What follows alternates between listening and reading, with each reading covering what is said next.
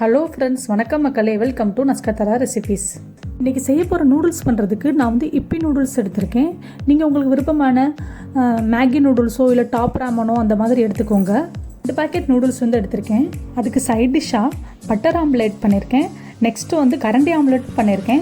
அதையும் நம்ம பார்த்துடலாம். இது எல்லாமே நம்ம வீட்டில் இருக்க பொருளை வச்சே ரொம்ப சுலபமாக பண்ணி முடிச்சிடலாம். நீங்கள் ஒரு தடவை இதை பண்ணி பார்த்துட்டிங்கன்னா நெக்ஸ்ட் இதை தான் பண்ணுவீங்க.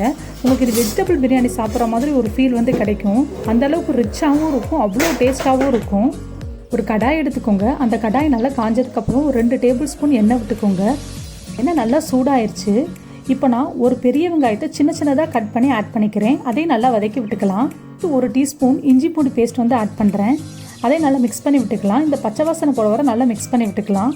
ஜிஞ்சர் கார்லிக் பேஸ்ட் ஒரு ஃப்ளேவருக்காக நம்ம ஆட் பண்ணியிருக்கோம். இப்போ சாப்பிட்றப்ப நமக்கு நான்வெஜ் சாப்பிட்ற மாதிரி ஃபீல் கிடைக்கும். அதுக்காக ஒரு பெரிய தக்காளியை சின்னதாக கட் பண்ணிட்டு ஆட் பண்ணிக்கலாம். இது நல்லா ஜூஸியாக ஆகிற வர நல்லா மிக்ஸ் பண்ணி விட்டுக்கலாம். இந்த டைமில் நம்ம 1/2 டீஸ்பூன் உப்பு ஆட் பண்ணிக்கிறோம். தென் சேம் 1/2 டீஸ்பூன் மஞ்சத்தூள் ஆட் பண்ணிக்கிறோம். தென் 1/2 டீஸ்பூன் மிளகாத்தூள் ஆட் பண்ணிக்கிறோம். நல்லா மிக்ஸ் பண்ணி விட்டுறலாம். இந்த மசாலா உப்பெல்லாம் ஆட் பண்ணுறதுனால ரொம்ப ஈஸியாக வெந்துடும். பாருங்கள், நல்லா ஜூஸி ஃபார்முக்கு வந்துருச்சு. டைமில் நான் மைனூட்டாக சாப் பண்ணி வச்சுருந்த கேரட், பீன்ஸ் ஆட் பண்ணிக்கிறேன். ஃப்ரெஷ் பட்டாணி ஆட் பண்ணியிருக்கேன். அது ஒரு 20 பீஸ் ஆட் பண்ணியிருக்கேன். உங்களுக்கு விருப்பம் இருந்தால் அதை ஆட் பண்ணிக்கோங்க, இல்லைன்னா இது கம்ப்ளீட்லி ஆப்ஷனல் தான். கேரட் ஒரு பெரிய கேரட், பீன்ஸ் 4 பீன்ஸ் ஆட் பண்ணியிருக்கேன். இந்த டைமில் நீங்கள் சன்பீஸ் மேஜிக் மசாலா ஆட் பண்ணிக்க வேண்டியதான். 2 பேக்கெட் எடுத்தனால 2 இது ஆட் பண்ணியிருக்கேன். 250 ml வாட்டர் ஆட் பண்ணியிருக்கேன். அதாவது 1 கிளாஸ் ஆஃப் வாட்டர் இப்போ ஆட் பண்ணியிருக்கேன். இதை இப்போ ஒரு லிட் போட்டு மூடி வச்சிடலாம். நல்லா அந்த காய்கறி வேகணும். அதனால் ஒரு லிட் போட்டு மூடி வச்சிடலாம். ஒரு 3 மினிட்ஸ் மூடி வச்சுட்டா போதும். இப்போ ஆஃப்டர் 3 மினிட்ஸ் இந்த லிட்டை ஓப்பன் பண்ணி பார்க்குறோம். 60% வெஜிடபிள்ஸ் நல்லா குக் ஆகிருக்கு. நெக்ஸ்ட் இன்னொரு கிளாஸ் வாட்டர் ஆட் பண்ணிக்கலாம். டோட்டலாக 2 கிளாஸ் ஆட் பண்ணுறோம். 2 பேக்கெட்டுக்கு 2 கிளாஸ் கரெக்டாக இருக்கும். நெக்ஸ்ட் 2 பேக்கெட் நூடுல்ஸ் ஆட் பண்ணிக்கலாம். சில இதெல்லாம் கொஞ்சம் பிரேக் ஆகிருக்கும். அதுக்கு காரணம் எங்கள் வீட்டில் இருக்க ஜூனியர் தான். இதை வச்சு ஒரே விளையாட்டு. இதை அவர்கிட்ட வாங்குறதுக்குள்ளே போதும்னு ஆயிடுச்சு. ஓகே, நம்ம இப்போ இதனால் மிக்ஸ் பண்ணி விட்டுக்கலாம். நூடுல்ஸும் குழஞ்சிடக்கூடாது, ரொம்ப மிக்ஸ் பண்ணி விட்டுற வேண்டாம். ஒரு 5 மினிட்ஸ் கழிச்சு ஸ்டவ் ஆஃப் பண்ணால் கரெக்டாக இருக்கும். பாருங்கள், நல்லா கொதி வந்துருச்சு. அந்த தண்ணியெல்லாம் அந்த நூடுல்ஸோடு நல்லா அப்சர்வ் ஆகி ஜூஸி கன்சிஸ்டன்சிக்கு கிடைக்கும். நூடுல்ஸ் போட்டு ஒரு 5 மினிட்ஸ்க்கு அப்புறம் இந்த ஸ்டேஜில் இருக்குது. இப்போ நான் சோயா சாஸ் கொஞ்சோன்னு ஆட் பண்ணிக்கிறேன். 1/2 டீஸ்பூன் சோயா சாஸ் ஆட் பண்ணிக்கிறேன். அதுக்கப்புறம் டொமேட்டோ கெச்சப் கொஞ்சம் 1/2 டீஸ்பூன் ஆட் பண்ணிக்கிறேன். இது முழுக்க ஆப்ஷனல் தான். இதுவும் ஒரு ஃப்ளேவருக்காக மட்டும்தான் இதை ஆட் பண்ணுறேன், வேறு எதுக்கும் கிடையாது. லைட்டாக மிக்ஸ் பண்ணி விட்டுக்கலாம். இப்போது பாருங்கள், இந்த ஸ்டேஜ் வர்றப்ப நம்ம ஸ்டவ் ஆஃப் பண்ணிட்டு கரெக்டாக இருக்கும். அப்போ தான் ஜூஸி கன்சிஸ்டன்சியாகவும் இருக்கும். சாப்பிட்றப்ப ஒரு தனி டேஸ்ட்டாக இருக்கும். இல்லைன்னா கொஞ்சம் லேட்டாக நீங்கள் சாப்பிட்றீங்கன்னு வச்சுக்கோங்க, அப்போ உங்களுக்கு ட்ரையாக இருக்க மாதிரி ஃபீல் ஆகும். இந்த ஸ்டேஜில் நீங்கள் ஆஃப் பண்ணிட்டீங்கன்னா உங்களுக்கு ஆறிப்பே நீங்கள் சாப்பிட்டா கூட இது அவ்வளோ டேஸ்ட்டாக இருக்கும். இதை நான் வேறு ஒரு பவுலில் ட்ரான்ஸ்ஃபர் பண்ணி வச்சுக்கிறேன்.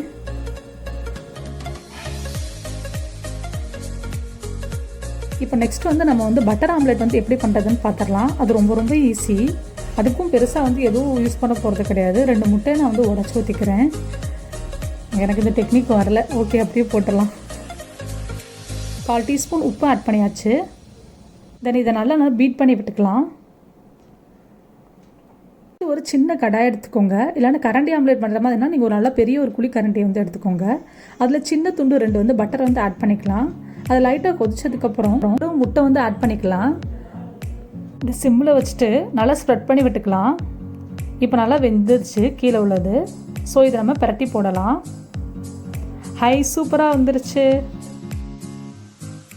நெக்ஸ்ட்டு பேலன்ஸ் இருக்க எக்கையும் கொஞ்சம் க்ரீன் சில்லி போட்டு அதே மாதிரி பண்ணி எடுத்துடலாம். இப்போ நம்ம பவுலில் எடுத்து வச்சுருந்த மேகியை இன்னொரு பிளேட்டுக்கு ட்ரான்ஸ்ஃபர் பண்ணிடலாம். ஒரு ரெஸ்டாரண்ட் ஃபீல் நமக்கு கிடைக்கும்ல, அதனால் இந்த மாதிரி நான் பண்ணியிருக்கேன். இப்போ சூப்பராக பண்ணியிருக்கோம். இந்த மாதிரி கொஞ்சம் கார்னிஷிங் பண்ணலன்னா நல்லாவா இருக்கும். ஸோ பாருங்கள், நமக்கு சூப்பராக வந்துருச்சு. நல்லா பவுல் ஷேப்லேயே நமக்கு கிடச்சிருச்சு. நெக்ஸ்ட் நான் ஆம்லேட் போட்டு வச்சுருந்தேன்லே, அதை எடுத்து மேலே வச்சுட்டு கொஞ்சோண்டு க்ரீன் சில்லி உள்ளே ஆட் பண்ணிக்கிறேன். நல்லா ஸ்ப்ரெட் பண்ணி விட்டுக்கலாம். கொஞ்சம் க்ரீன் சில்லி அந்த ஃபோட்டோ கொஞ்சம் நல்லா இருக்கும்ல, அதனால். நெக்ஸ்ட்டு சாஸு டொமேட்டோ கெச்சப் நான் ஆட் பண்ணியிருக்கேன். இப்போ நான் டேஸ்ட் பண்ணி பார்க்குறேன். சான்ஸே இல்லைங்க, அவ்வளோ எம்மியாக இருக்குது. நீங்கள் இதை உங்கள் வீட்டில் கண்டிப்பாக அதை ட்ரை பண்ணி பார்த்துட்டு எப்படி இருந்துச்சுங்கிறத கீழே இருக்க கமெண்ட் பாக்ஸில் எனக்கு மறக்காமல் சொல்லுங்கள். இது வரைக்கும் நீங்கள் நஸ்கத் ஆரா ரெசிபியை சப்ஸ்கிரைப் பண்ணலன்னா கீழே இருக்க சப்ஸ்கிரைப் பட்டனை கிளிக் பண்ணிக்கோங்க. அப்புறம் உங்கள் ஃப்ரெண்ட்ஸ் உங்கள் ஃபேமிலி எல்லாருக்கும் ஷேர் பண்ணுங்கள், அவங்களும் பயனடைவாங்க.